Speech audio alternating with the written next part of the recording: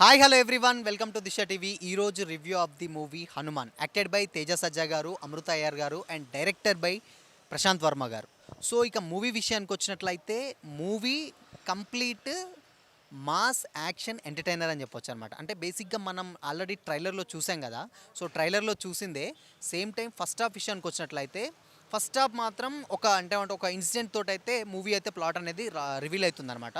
So అక్కడి నుంచి వెళ్ళి మూవీ అనేది స్టార్ట్ అవుతుంది. అండ్ సేమ్ టైం ఈ టైంలో విలేజ్లో ఏం జరుగుతుంది ఏంటి అనేది అనమాట స్టోరీ అనమాట.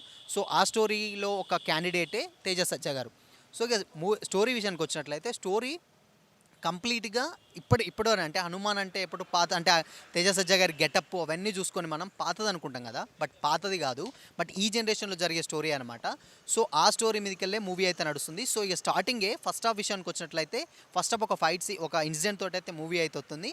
అండ్ దాని తర్వాత ఫస్ట్ హాఫ్ చాలా అంటే చాలా బాగుంటుంది. అంటే కొంచెం ఏంటంటే బేసిక్గా మనకు చూస్తున్నంతసేపు ఏంటంటే కామెడీ ఉంటుంది, సేమ్ టైం ఒక ట్విస్ట్ ఉంటుంది, అది వస్తుంది. సేమ్ టైం ఒక సాంగ్ ఉంటుంది అనమాట, అమృత అయ్యర్ గారిది అండ్ నెక్స్ట్ తేజ సజ్జా గారిది, ఇద్దరి మధ్య ఒక సాంగ్ ఉంటుంది. ఆ సాంగ్ కూడా చాలా బాగుంటుంది అనమాట.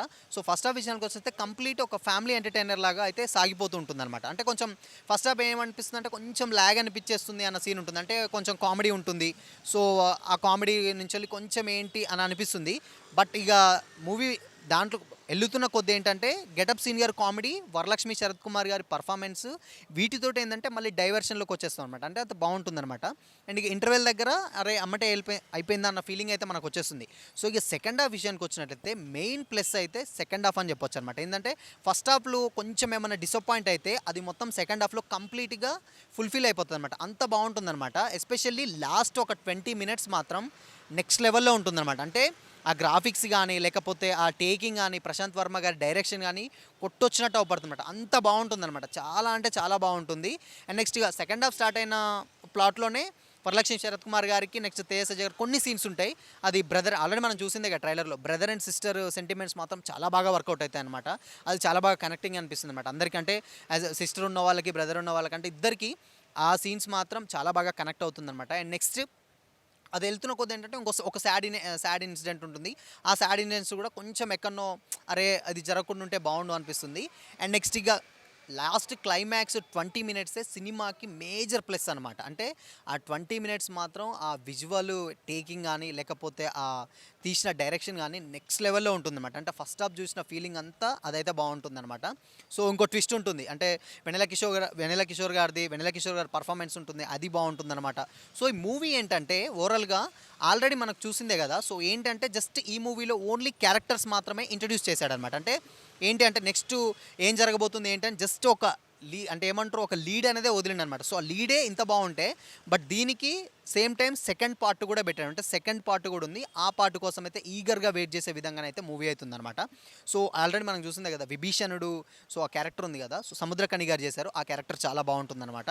సో విభీషణుడి క్యారెక్టర్ నుంచి వెళ్ళి అంటే ఇతిహాసాల నుంచి వెళ్ళి తీసుకున్న కథ కాబట్టి ఆ విభీషణుడి క్యారెక్టర్ నెక్స్ట్ ఏంటి అనేది అయితే ఒక పని అప్పచెప్పించిన ఆ పని ఏంటి అనేది అయితే రివీల్ చేయలేదు మనకు.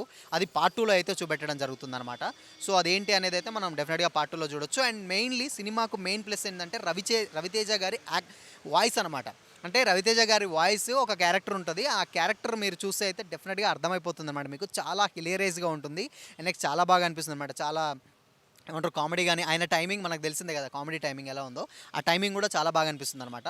సో ఓవరాల్గా మూవీ అయితే కంప్లీట్ ఫ్యామిలీ ఎంటర్టైన్మెంట్ అనమాట. అంటే చూసిన ప్రతిసారి అంటే ఎక్కడ వల్గారిటీ ఉండదు. అండ్ అమృత అయ్యర్ గారి పర్ఫార్మెన్స్ కూడా చాలా బాగుంటుంది. ఆమెకు ఒక 2 సాంగ్స్ ఉంటాయి, ఆ సాంగ్స్ కూడా చాలా బాగున్నాయి. అండ్ తేజ సజ్జా గారి పర్ఫార్మెన్స్ కూడా నెక్స్ట్ లెవెల్లో ఉంది.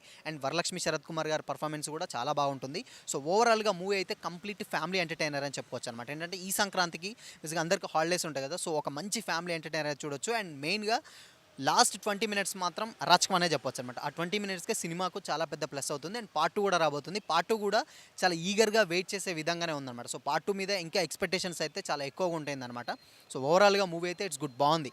అంటే చాలామందికి అయితే ఫ్యామిలీ ఆడియన్స్కి అటు మూవీ లవర్స్కి మాత్రం చాలా అంటే చాలా బాగా కనెక్ట్ అవుతుందన్నమాట.